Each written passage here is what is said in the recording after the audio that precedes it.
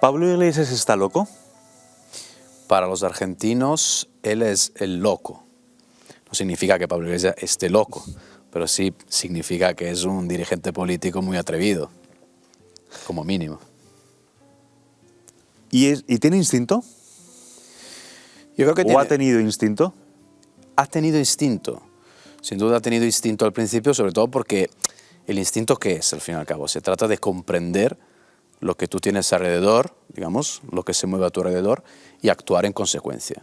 Entonces yo creo que Pablo Iglesias sí que comprendió mucho de lo que le estaba, digamos, rodeando a nivel de sociedad. Pero también creo que a partir del 17 y 2018 por ahí empieza a perder algo de instinto en ese sentido. ¿Tiene algo que ver la compra del chalet con la pérdida de instinto? La compra del chalet es la evidencia de que efectivamente hay una desconexión con una realidad, que es la realidad de la que está fuera de lo que luego se llamará el búnker, que es el propio chalet de Galapagar. Es decir, ahí la cuestión ¿es una cuestión personal o es una cuestión política? La pregunta que un dirigente político se tiene que poner en este momento, sobre todo para quien fue el jefe de los indignados. Es decir, salgo de Madrid, me meto en un chalet, ¿es una cuestión personal o es una cuestión política?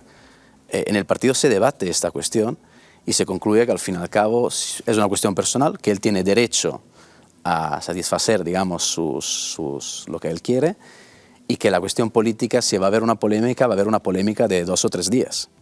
Esta es la desconexión, ¿no?, de la realidad.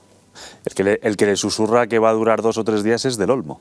Claro, es Del Olmo, que es el Rasputín digamos, ¿no?, de la cúpula de Podemos, es el gran consejero, ¿no?, el consilier y el Maquiavelo del partido, que es un tipo evidentemente listo, quiero decir, es un tipo muy dinámico, una persona que maneja muy bien las redes sociales, pero que ahí se equivoca clamorosamente. Y te digo más, la demostración de que en ese debate que mantienen en el partido sobre los efectos o los problemas que puede acarrear el tema del chalet, demuestra que en ese momento Iglesias ya está rodeado solo de yes men, solo está rodeado de personas que le dicen, pues sí, jefe, tienes razón. ¿Se ha sentido él cómodo siempre en la tele?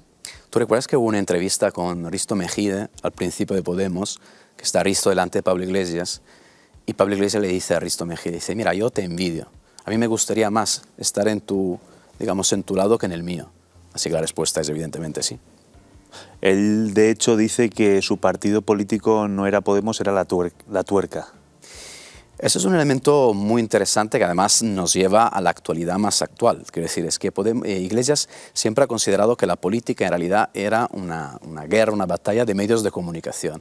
Iglesias, antes del nacimiento de Podemos, hace una reflexión que es, los ciudadanos ya no militan en los partidos políticos, los ciudadanos militan en los medios de comunicación. Es decir, tú te reconoces con la marca del País, tú te reconoces con la marca del Mundo, el ABC y tal. Y ahí está tu partido político. Y por eso él, de hecho, crea primero la tuerca y luego la tuerca se convierte en Podemos. Y fíjate que ahora, por ejemplo, el programa que tiene el podcast de La Base es el mismo, digamos, tiene el mismo, en las redes sociales, ¿no?, tiene el mismo, en fin, es la tuerca fundamentalmente, ¿sabes? Es decir, usa el mismo usuario, vamos. ¿Y crees que será germen también de un partido político La Base? Hombre, yo creo que no. Lo que sí está claro es que la marca Podemos está muy quemada. Es decir, la renovación de Podemos, la refundación de Podemos pasa muy probablemente por el cambio de la marca del partido político. Que si la idea es, oye, cambiar directamente la sigla. Pero eso es un debate que lleva tiempo en el partido. Ellos tienen unas encuestas internas, han hecho varias encuestas, no solo a nivel nacional, sino también a nivel local. Y es evidente que la marca, el resultado es que la marca está muy quemada. Y hace poco la propia portavoz Isa Serra dijo que, oye, que no era un gran problema cambiar el nombre del partido. Esto al fin y al cabo, ellos hablaban de los significantes vacíos, ¿no? Sí. De la clau. Pues con esto, Castells también, ¿no? Y Castells también. Entonces, claro, en este caso sería pues una marca vacía, ¿sabes?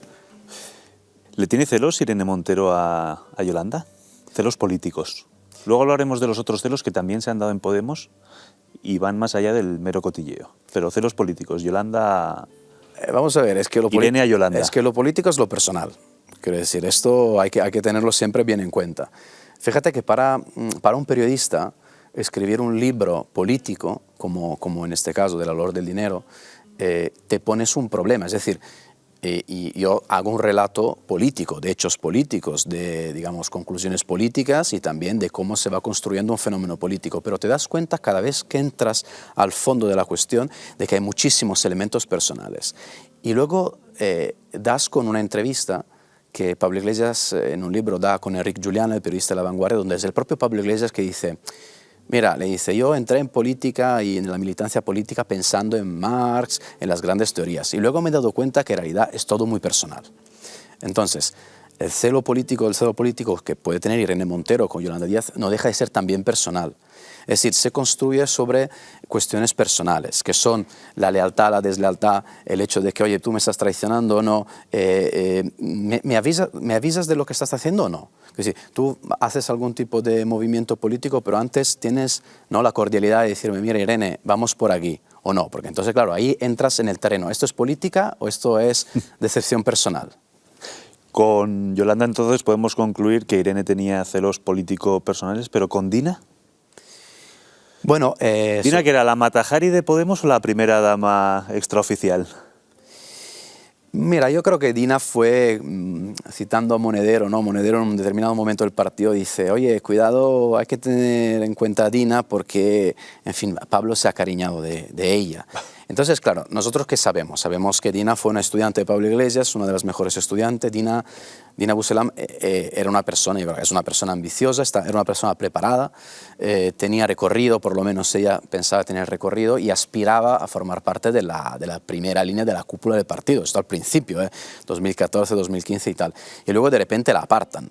Entonces ahí ella se queda un poco, claro, en fin, la apartan porque evidentemente creen que en realidad es, tú decías, una Matari, en ese caso una Matari del errejonismo, quiero decir, no, una espía infiltrada del errejonismo. Y todo sale a la luz con los famosos, ¿no?, los mensajes estos del chat interno de Mariló Montero. Ahí algunos cargos importantes de Podemos creen que, oye, que esto lo ha filtrado Dina. Y entonces ahí Dina baja, pierde fuerza, hasta el año, a finales del 2018, cuando Dina recibe una llamada telefónica, que es la policía, que le dice, oye, hemos encontrado parte del contenido de tu móvil en el ordenador de Villarejo. Entonces Dina ya se convierte, vuelve, porque la historia del móvil de Dina y de las filtraciones y Villarejo sirve para construir el relato de las cloacas, que luego es, ¿no?, el leitmotiv de la campaña electoral de 2019 de Podemos. Porque Podemos es una sucesión de relatos, se puede decir. Sí, Podemos y relato desde el minuto uno. ¿Qué importa más en Podemos, el relato o la verdad? Mira, ahora Iglesias dice que él quiere decir la verdad y que ahora que no está en la política dirá la verdad. Eso significa que antes era relato, ¿no?, digo yo, por asociación. La relación de Podemos con la prensa es, no sé si decir patológica, pero problemática sí. Podemos empezó con una relación con la prensa muy dura, muy correosa, es decir, grupo unido, duro. En fin, oye, la filtración se pagaba caro en Podemos en esa época. Las primeras reuniones de Podemos eran en el sótano de, no sé, por ejemplo, de alguna sede del partido, de algún círculo, como La Morada, ¿no?, el famoso círculo aquí de Madrid, y bajaban en el sótano, dejaban los móviles arriba. Quiero decir, eso era, ¿no?, casi de conspiración, ¿no? Que sí, porque claro, porque tenían que... Conspiración y sospecha mutua. Bueno, conspiración y sospecha, pero porque la relación con la prensa era realmente conflictiva, porque ellos consideraban que la prensa estaba en manos de, en fin, poderes fácticos que lo único que querían era torpedear a Podemos. A pesar de que, como bien sabemos, en las televisiones, por ejemplo, a Podemos se le dio una cancha impresionante al principio, ¿no?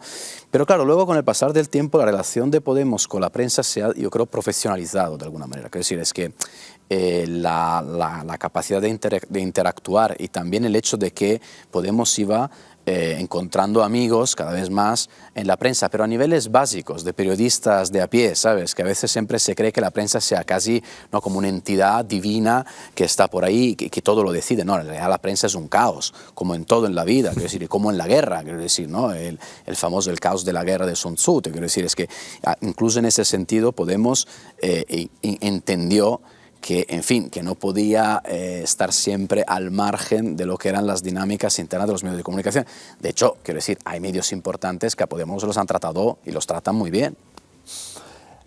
Volviendo a los orígenes de Podemos, hay un barrio en Madrid, y dentro de ese barrio hay una serie de calles, y dentro de esas calles una serie de bares, sin los cuales no se explica Podemos, que es Lavapiés. ¿Ahí empieza todo de alguna manera o empieza en la Facultad de Políticas de Somos Aguas de la Complutense? ¿Dónde empieza Podemos? ¿O en la Puerta del Sol con el 15M? Mira, yo te diría que Podemos, digamos, el núcleo dirigente, el grupo de amigos, porque era un grupo de amigos, de activistas amigos. Eran muchos, hacían muchas cosas, debatían, les gustaba muchísimo la política. Yo muchas veces digo, mira, es que hay que entender que de alguna manera eran frikis también de la política, que si era un grupo de personas que después de la emisión del programa La Tuerca iban a un bar ahí justamente Lavapiés, ponían la emisión y empezaban a debatir en plan, esto lo has hecho bien, esto lo has hecho mal. Cuando Pablo Iglesias iba de tertuliano también discutían sobre las tácticas de comunicación. El bar La Huelga era, ¿no? Sí, eso es uno de los bares. Y a mí me llama mucho la atención, porque claro, yo recuerdo y a veces digo, bueno, oye, que luego han llegado donde han llegado. Pero claro, cuando ellos estaban ahí debatiendo de si estaban comunicando bien o mal, sus coetáneos posiblemente estaban en el bar de al lado metiéndose 4 cervezas y hablando de Real Madrid. ¿Sabes? Te quiero decir que luego, al fin y al cabo, recoges lo que sembras de alguna manera, ¿no? Y en fin, entonces Podemos, el grupo de amigos tal, nace efectivamente en Lavapiés y en La Tuerca, pero la idea del asalto al poder, con nuevos métodos de comunicación, con una nueva idea de cómo hacer la política, realmente nace en el año 2005 y nace en Bolivia fundamentalmente, que es cuando Evo Morales gana las elecciones y se convierte en presidente de Bolivia. Porque eso es muy interesante porque Iglesias está ahí, ve, digamos, en directo esta victoria, y lo primero que hace es escribirle un mensaje por Messenger, recordarás, ¿no?, que todavía no había el WhatsApp y tal, y le escribe a Íñigo Errejón y le dice, Íñigo, estos están ganando, aquí los nuestros ganan, esta es la vía que tenemos que recorrer. Hay un momento anterior a ese que estás contando, de ese mensaje de Messenger, que es quizás poco conocido, pero es la recepción de una herencia por una serie de jovencitos, que son estos jovencitos que ya no son tan jovencitos, pero en su día lo fueron y recibieron una herencia de una finca y de alguna manera también podemos decir, Luca, que ahí empezó todo. Bueno, ahí empezaron muchas cosas. Ahí empieza la relación que existe entre Podemos y los negocios. Es decir, por negocios entendemos empresas privadas. Podemos es una mezcla de dos corrientes políticas. Una son las juventudes comunistas, es decir, los cachorros del PC, que están adscritos a Izquierda Unida. Y luego están los activistas universitarios que están al margen, digamos, de la dinámica de los partidos políticos tradicionales. Entonces, en las juventudes comunistas, que es al fin y al cabo de donde vienen los actuales dirigentes de ahora, es decir, Irene Montero, Rafa Mayoral, el propio Pablo Iglesias está hasta creo los 20, 21 años militando ahí. Las juventudes comunistas hacen política como se ha hecho siempre. Bueno, Tania Sánchez, es decir, la manera orgánica de toda la vida, ¿sabes? Es decir, tampoco... Entonces, claro, hay esta herencia que muchos creen que es el origen de... el primer pequeño poder económico que tienen estos jóvenes de las juventudes comunistas, porque el partido prácticamente les da parte de esta herencia, en fin, la herencia, y de ahí se empiezan a crear, por ejemplo, una empresa privada que se llama Kinema. Kinema es una empresa privada que hacía prácticamente de todo tipo de servicios, fundamentalmente, desde, en fin, asesoría legal, temas de migración, hasta temas de, en fin, de asistencia psicológica, te quiero decir. Y Kinema está estrictamente vinculada a Podemos, por el simple hecho de que, por ejemplo, ahora mismo, muchísimo, digamos, de todos los contratos, asesorías, de tema legal y tal, está vinculado a Kinema. Y es tan estrecho la relación que tú fíjate que en el caso Neurona, ¿no?, que sabemos, la consultora que viene de México, que ahora se está investigando, pues tú fíjate que la gerente del partido de Podemos, que es Rocío Val, viene de las Juventudes Comunistas y fue una de las jefazas de Kinema. Esto para que tú veas que la línea es una línea fáctica, no es debatible, estos son hechos. ¿Podemos ha sido una startup? Bueno, Podemos ha sido una startup con algunas startups alrededor. Tú fíjate, ¿no?, por ejemplo, la otra startup de camisetas, ¿no?, la marca 198, claro, esto era del hermano de Del Olmo, con también Del Olmo, y fíjate que Iglesias, ¿no?, como la promocionaba, hasta en los debates electorales, ¿no?, iba ahí con la camiseta de 198. Es decir, Podemos fue una startup política, sin duda fue una startup política.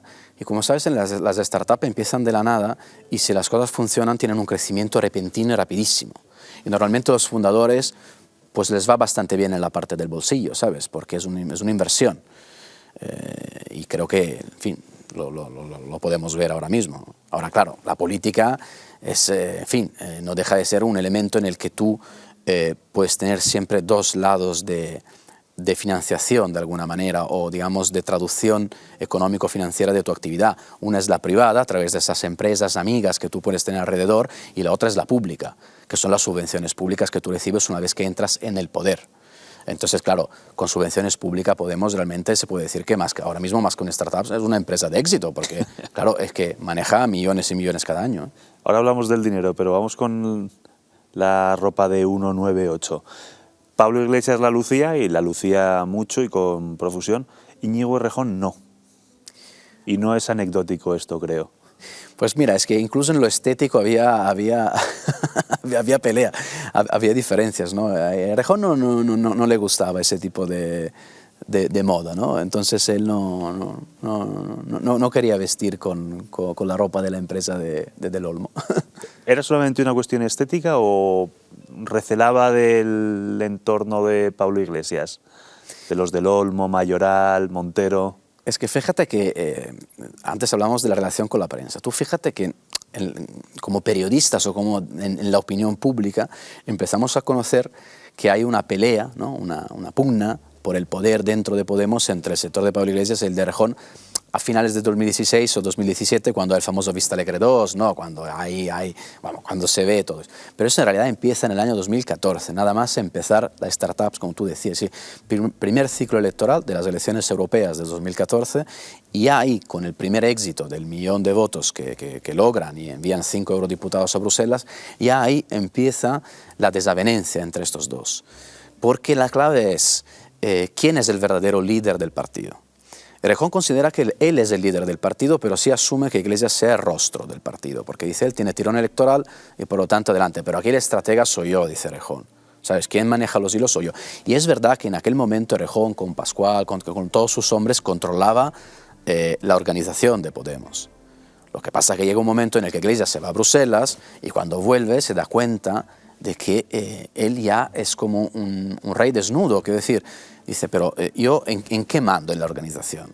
Pues en nada. Entonces empieza la gresca que luego acaba con el Vista Alegre 2 y claro, no es una expulsión la de Errejón, pero por la vía de los hechos prácticamente se le aparta de todos los poderes. ¿Íñigo Errejón quería jugar de alguna manera al juego de Pablo Iglesias es Evo Morales e Íñigo Errejón es Álvaro García Linera? Absolutamente. Es así, porque fíjate que Morales no tiene una buena fama en el mundo de la izquierda de América Latina, me explico. Él evidentemente tiene un carisma popular notable, quiero decir, oye, te saca votos, ¿sabes? Pero el verdadero estratega, el listo, es efectivamente, como tú decías, su número 2. Entonces este esquema es un poco lo que quiere copiar Errejón. Es decir, mira, yo me quedo como número 2, pero soy en realidad quien define la estrategia del partido y quien algún día, si hay que gobernar, va a tener un papel principal. De hecho, fíjate que ya en el año 2014, poco después de las elecciones europeas, Pablo Iglesias, que se da un poco cuenta de eso, porque Pablo Iglesias tonto no es, y a diferencia de Evo Morales, quiere ser el verdadero jefe y generalísimo del partido, le dice, Íñigo, pero tú, ¿por qué no vas a la Comunidad de Madrid? ¿Por qué no vas de candidato a la Comunidad de Madrid? Y Errejón le dice, no, yo voy por la Champions League, a mí no me dejes ahí en la periferia, ¿sabes? ¿Les afecta personalmente la ruptura a Pablo y a Íñigo?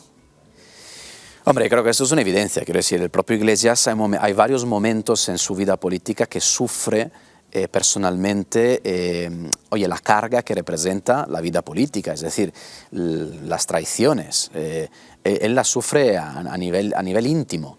Fíjate que Iglesias es un político muy emotivo. Esto todavía no se sabe mucho, pero por todas las personas que han tratado con él directamente y con los que yo he hablado, todos te dicen, mira, Pablo es una persona que se emociona cuando tiene a alguien que le defiende, cuando alguien que se muestra fiel con él. Y esta es la respuesta, por ejemplo, de por qué Pablo Iglesias sigue defendiendo a Juan Carlos Monedero, ¿sabes? Entonces Iglesias llega a emocionarse, es una persona que llora, es una persona muy de familia, ¿sabes? Por así decir. A él le gusta que los suyos, oye, que le respeten y estén con él, pase lo que pase. Y es una diferencia muy importante, por ejemplo, en el perfil de Pedro Sánchez. Porque, ojo, luego Iglesias es tan bueno con lo suyo como malo y despiadado con sus enemigos. ¿Es vengativo? Pues yo creo que sí, que realmente es vengativo. A mí me han contado de reuniones reuniones internas donde, pues mira, digamos, la corriente minoritaria se quedaba, perdía el debate, ¿sabes? Se votaba y tal, y era evidente que iba a perder, pero después de la derrota, Iglesias casi en fin, gozaba de ver a sus enemigos perdiendo, ¿sabes? Haciéndoles bromas, cosas de ese tipo, ¿sabes? Un poco una falta quizás de empatía hacia el perdedor. ¿Despreciaba a Pedro Sánchez o le admiraba? ¿O una mezcla de las dos? Hombre, quizás ahora le admira algo más que hace unos cuantos meses, o le respeta en ciertos términos. Pero a nivel político y sobre todo a nivel intelectual, Iglesias tiene una muy baja impresión de Pedro Sánchez. Considera hombre, le considera un mentiroso, no será el único no en la arena política que piensa lo mismo. Y fuera de la arena política también. Claro, es que ellos tenían Esto es factual, vamos, no es una opinión. Claro, esa es hemeroteca, ¿no? Que podríamos montar otro programa de eso. Bueno, no, él no le tiene un buen aprecio, te repito, en la parte personal y tampoco en la parte política. Pero claro, quieras o no, tú fíjate la famosa imagen, ¿no? del debate electoral con Albert Rivera, Iglesias, Pedro Sánchez y Pablo Casado, es que ha quedado solo uno. Solo queda uno. ¿Tú crees que Pablo Iglesias echa de menos, o más que echa de menos, le hubiese gustado vivir eternamente una adolescencia política casi de rockstar, de meeting en meeting, sin responsabilidades de gobierno? ¿No les quede otra sino entrar a formar parte del gobierno? Mira, esta es una tesis interesante porque forma parte realmente del personaje. Quiero decir, Iglesias es consciente que todo el proyecto político de Podemos tiene que ser una guerra relámpago desde el minuto uno. Yo esto lo conté en el primer libro, Aquí mando yo, y luego el mismo término lo empleó Errejón en su libro Biografía. Tal. Esto significa que algo de verdad había en eso. ¿Una guerra relámpago en qué sentido? Ellos se dan cuenta que, oye, que la coyuntura es muy buena, porque está la crisis, la gente está enfadada, han perdido poder adquisitivo, los partidos tradicionales están en crisis, el PSOE está en crisis de liderazgo, Rubalcaba no tiene, ¿no?, el mismo sex appeal que podía tener Zapatero en su día y tal. Entonces ellos saben que esto va a durar poco, es decir, esto es 1 o 2 ciclos electorales, hay que ir a por todas, esto es a nivel pokerístico es un todo o nada, un doble o nada, y un all-in, y a ver si te sale adelante. Entonces, claro, ellos en ese momento son rockstar. Son rockstar, ellos viven, pero no solo Iglesias y Errejón, digamos, todos los fundadores de Podemos, incluso los cuadros intermedios, recuerdan esa época de rockstar. Quiero decir, iban prácticamente, por donde iban les aplaudían, todo era maravilloso, entre ellos había relativamente buen rollo, hacían fiestas, ¿sabes? Quiero decir, todo iba con un viento de cola maravilloso. Ahora, claro, la cosa duró muy poco. Y con respecto a gobernar, gestionar la administración pública, Iglesias, yo creo que rápidamente se dan cuenta, pero incluso antes de entrar en el gobierno, que hay muchas cosas en el Congreso, francamente, perdóname la expresión, pero que son un coñazo, ¿sabes? Te quiero decir que son cosas, oye, muy técnicas. Que son cuadrar presupuestos. Bueno, que son presupuestos, que tú tienes que hacer una PNL, claro, tienes que tener conocimientos legales, tú no te puedes lanzar ahí ignorando los dictámenes del Código Civil, del Código Penal. O sea, te quiero decir, tú, la volatilidad con la que lanzas los primeros mensajes de Podemos, luego cuando tienen que cuajar, cuando tienen que bajar en la parte de la gestión, es complicado. Y creo que ahí, claro, y creo que Iglesias ahí también durante su año de gobierno, de cogobierno con Pedro Sánchez, experimenta también esta frustración. Quiero decir que, y es parte, yo creo, de la respuesta a la pregunta de, oye, pero ¿por qué Iglesias sale del gobierno? ¿Sabes? Porque realmente no deja de ser sorprendente, ¿no? Y claro, la diferencia es muy sencilla, es que Iglesias al fin y al cabo quiere hacer un Tsipras, pero no le sale el Tsipras. Ellos quieren la pasoquización del PSOE, ellos se quieren comer, canibalizar al PSOE, pero esto no sale, por 200.000 votos no sale, el PSOE aguanta, y entonces, claro, acaban quedándose como muleta. Y se van erosionando internamente y pierden votos a tal punto que en el año 2019 están obligados a entrar en el gobierno con Pedro Sánchez como muleta, a pesar de que Iglesias desprecia a Pedro Sánchez, porque es la única manera para sobrevivir. ¿Para sobrevivir quién o quiénes? Pues la cúpula del partido. En el libro la entrada de Podemos en el gobierno la titulas segunda temporada. Es un guiño como si fuese una serie, y es un guiño, creo yo, a los dirigentes de Podemos, a la afición, por lo menos a la afición de los dirigentes de Podemos por las series, que va más allá de la afición que puede tener el ciudadano medio, todos somos consumidores de series, pero ellos han hecho política, han bebido mucho de las series de ficción. Hombre, han bebido mucho, tú fíjate que siempre se habla de Juego de Tronos, la serie era The Wire. Claro, la serie era The Wire, y fíjate que uno de los lemas de los guionistas de esa serie es Follow the Money.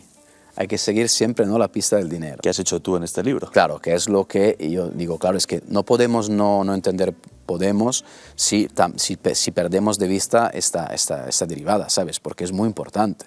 Forma parte de, realmente, claro, que se ha convertido, pues, en un actor que maneja muchísimo dinero y con personas que se han lucrado y que también han tenido muchísimos privilegios gracias a este partido, y parte también de las guerras internas tienen que ver con esto de alguna manera, porque tú fíjate que cuando hay una purga en un territorio, por ejemplo, ¿por qué es esto? Claro, porque ahí se gestionan fondos, porque ahí se gestionan poder. Es decir, poder siempre es dinero. Y en ese sentido, hombre, esto follow the money se puede hacer con Podemos y se puede hacer con todos los demás partidos políticos, las cosas también te digo. Irene y Pablo, ¿qué son? ¿Un matrimonio, una unión temporal de empresas, una sociedad anónima? Bueno, hablando del follow the money. Son una pareja, son el ex número 1 y número 2 de un partido político, son dos militantes que se han conocido en la pasión de la política.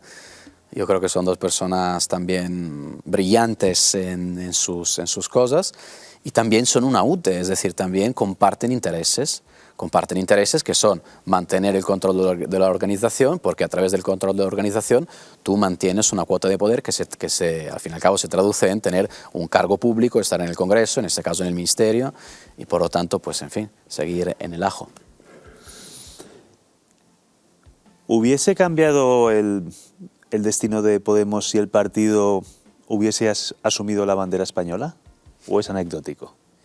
No, yo creo que es muy importante, yo creo que es una cuestión muy importante, porque yo creo que Podemos hay dos Podemos, en realidad hay un Podemos y un después de Podemos, fundamentalmente. O sea, hay un Podemos que llega hasta el año 2017, que es el proyecto ni de derechas ni de izquierda, en fin, regeneracionista, renovador, llámalo como quieras, nuevas generaciones, llámalo como quieras, pero sí que es un proyecto nuevo, y es un proyecto que apela, de alguna manera, a la gente con una ambición propositiva, de conquista, de crear ilusión, ¿no?, lo que ellos dicen siempre. Y luego hay un Podemos que empieza a recular, después del año 2017.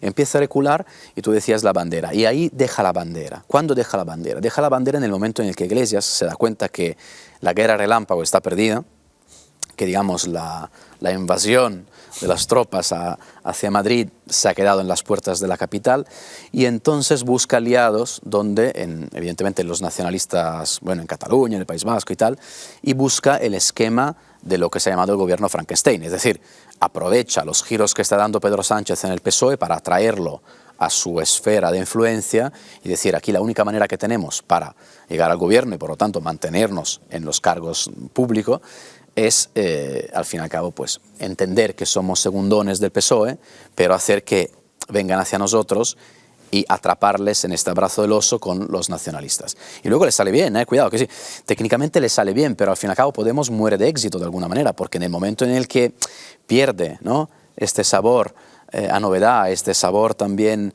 de rockstar que tenían al principio, pues claro, se convierten en una música melódica ya de... en fin, que ya no entran los 40 principales. Hablabas de aliados políticos, pero también podemos hablar de aliados económicos y nos vamos a Caracas y a Teherán, pero me interesa otro tipo de aliados, mediáticos también, y muy poco conocidos, porque al fin y al cabo Irán y Venezuela en el imaginario colectivo del español está. Pero se sabe menos del apoyo, no sé si a Podemos, pero sí a Pablo Iglesias, de la burguesía catalana. Claro, esto entra con el giro de que estaba hablando antes, cuando él se acerca al nacionalismo catalán. Y es curioso porque además se lo reprochan. Hay varios dirigentes de Podemos que pública o privadamente reprochan el hecho de que dices, a ver, Pablo, pero tú, el primer meeting que diste en Barcelona era un meeting contra la casta y contra, ¿no?, la burguesía catalana. Y ahora estás pactando o digamos, bueno, con Esquerra Republicana, pero también con todo lo que era Puigdemont, ¿no? Con lo que quedaba de Convergencia y Unión, y uno de tus mejores amigos es el Grupo Godó, que es dueño de La Vanguardia. Es decir, el grande de España. Claro, ¿en qué estamos quedando, no? ¿En qué estamos? Pero claro, es que yo creo que desgraciadamente para los votantes o militantes o personas que se han acercado a Podemos, desgraciadamente lo que era un proyecto colectivo acaba al fin y al cabo reduciéndose a un proyecto personal o de un grupo de personas, ¿no? Un núcleo duro. Entonces, claro, ahí el interés de estas personas pues coincide con el interés, en ese caso, estamos hablando ya de años 2017, 2018, cuando había el proceso, cuando había todo digamos, las horas más duras del independentismo, pues ahí coinciden. Y tú fíjate que la reunión clave, que luego sabemos, ¿no?, que la famosa reunión fue en casa de Jaume Roras, ¿no?, un empresario catalán y tal, magnate de la comunicación, con Oriol Junqueras. Ese es el momento, digamos, ahí es cuando, digamos, la fase de gestación del futuro gobierno Frankenstein. Y pocas personas recuerdan que aquella reunión se hizo poco después de los atentados de la Rambla. Es decir, cuando los políticos, ¿no?, se fueron a Barcelona para la manifestación de apoyo a las víctimas del atentado, y ahí se aprovechó ese momento para ese tipo de reunión. Es decir, tú fíjate la política como realmente no para nunca, ¿sabes? ¿No? Y ese núcleo duro de los del Olmo, Montero, Rafa Mayoral, Iglesias, que fueron amigos, ¿siguen siendo amigos o Pablo Iglesias se ha quedado sin amigos? ¿O ha descubierto que en política todas las amistades son falsas y todas las enemistades verdaderas? Hombre, yo creo que él ha hecho una buena criba de eso, pero yo creo que sí que tiene sus amigos, que sí, mantiene el valor de algunas amistades. No sé, puedo pensar a Pablo Echenique, ¿sabes? Ahora, claro, amistad relativa, porque en realidad Echenique es un soldado, quiero decir, Echenique responde a las órdenes y tal. Pero bueno, fíjate, con Monedero yo creo que sí que hay una buena relación de amistad. Cada vez menos, ¿no? Que sí, ha habido una bunkerización, se dice así, la bunkerización del líder, ¿no?, que se acaba apartando de Madrid, está en Galapagar, desconecta de todos los demás.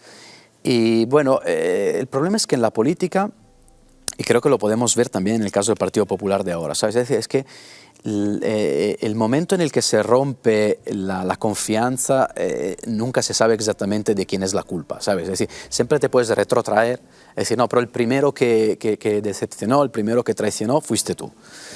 Y yo sí creo que Podemos, en la última etapa de Podemos, entraron en una espiral absoluta de paranoia, de traiciones, de todo tipo, y es lo que estamos viendo ahora con Yolanda Díaz, tampoco te creas.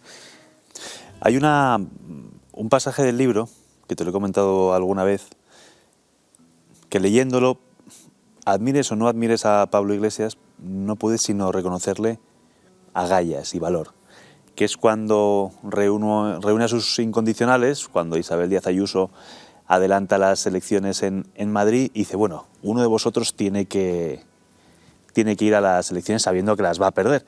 Y todos empiezan a excusarse. Garzón dice, no, yo creo que hago un mejor trabajo en el ministerio. Irene Montero dice otra cosa, el otro dice otra cosa. Y con mucho desprecio.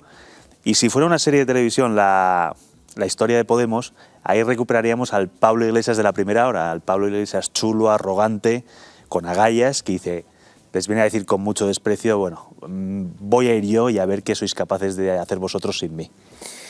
Claro, eso es la reunión antes. Es la lectura que yo hago, a lo mejor la hago yo en solitario. Vamos a ver, yo creo que Pablo Iglesias es un político que pasará a la historia de España, que sí, con sus pros y sus contras, pero con un tipo, en fin, valiente, ¿sabes? Te quiero decir, atrevido, valiente, oye, que toda su carrera política realmente es... él además habla de sí mismo... Habla de la política también como el boxeo, es decir, la idea es que tú vas a boxear, ¿sabes? También será por el tema de Vallecas, ¿sabes? Que Vallecas hay mucha tradición, ¿no?, boxeadora. Pues entonces, claro, ahí en este momento él... hay un gimnasio de boxeo en el mismo estadio Rayo Vallecano. Claro, entre otras cosas. Vamos a ver, fíjate que Jorge Bestringe dice... mira, le dice, Pablo, tú eres Podemos y Podemos es Iglesias, aquí que nadie se confunda. Entonces, claro, Iglesias, al fin y al cabo, incluso con el tema de Galapagar, él cree que todos los demás viven un poco gracias a él. Es decir, esto lo he montado yo, y fijaros todo como... En cierto modo no es así. Yo creo que sí, en cierto modo es así, pero también es una lectura un poco arrogante por su parte.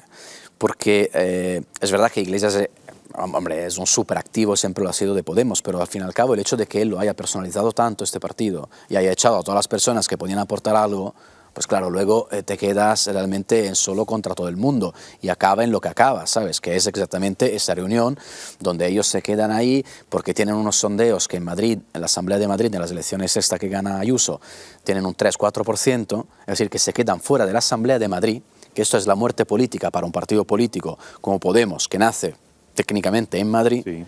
Y entonces ahí alguien se tiene que sacrificar. Y como él se pone un poco pesado, en el momento donde Irene Montero le dice, oye Pablo, pero deja de tocar los huevos con esta historia, si no, vete tú. Y él responde, pues mira, entonces voy yo.